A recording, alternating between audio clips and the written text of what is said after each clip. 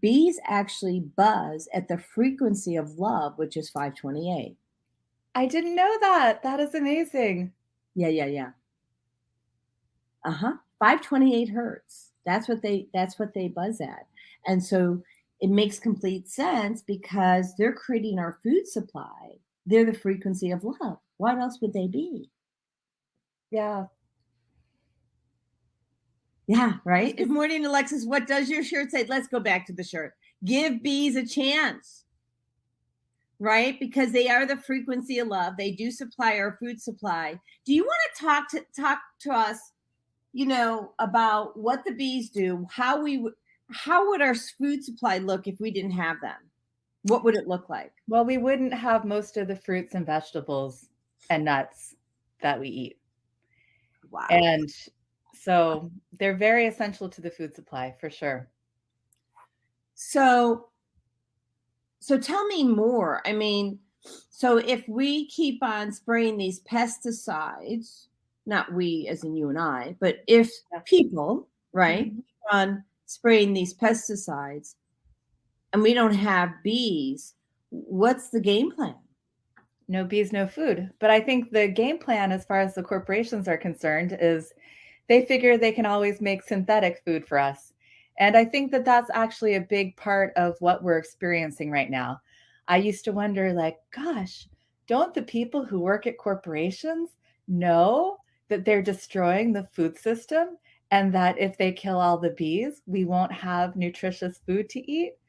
And as it turns out, all of the records from any regulatory investigation or lawsuit shows that the corporations always know the health harms of their products before their products enter the market. We think we live in a totally free market where things just happen by chance, but I think we live in a very controlled market. I think that corporations do a lot of pre-planning before they put a product out on the market. And it's very clear that Bayer knew that bees would be killed from their neonicotinoid insecticides. They knew that in 1991 before the products were approved in most countries. And and they went forward anyway. Why do they do this? Is it like, are they blinded by profit? Or are we seeing a controlled demolition, as Christian Westbrook of Ice Age Farmer likes to say, a controlled demolition of our food supply? And I've started to, I've been doing this long enough that I don't have so many illusions anymore. And I believe that our the corporations are working on a transition away from natural food. And this is a long time coming. When our grandparents were kids, milk was delivered by the milkman.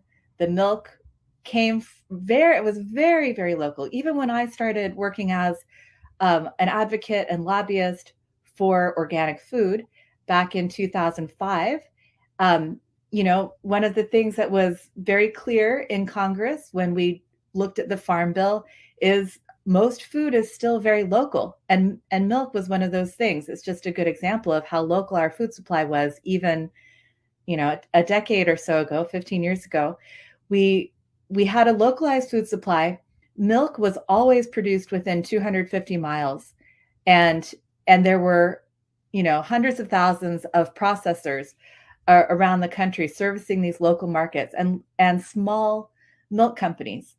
And then, just like happened a long time ago, they invented pasteurization and homogenization to put out of business the ultra local milk producers who were bringing raw milk, unprocessed milk, to their customers each day. In our grandparents' lifetimes, that became to be phased out. But it's even just in our lifetimes and recent decades that the local food supply, the local processed food supply was phased out. So we've seen this, like, we're moving to a hyper globalized food supply. But I think the end game for the corporations that are in control right now, corporations like Monsanto, which merged with Bayer in 2018, The end game for them, they're chemical and genetic engineering companies. The end game for them is to replace natural food with 100% synthetic food. And we're beginning to see that with products like the Impossible Burger. The Impossible Burger, it's meant to be this really cool replacement for meat. And we hate our factory farmed meat system. So we want to replace it with something cleaner, better, safer. And so they use that excuse to begin to synthesize a real food, meat. And it's got ingredients in it that are 100% synthetic. They're made from bacteria, microorganisms that are genetically engineered, and they spit out a synthetic substance. Now, this is the manufacturing of the future.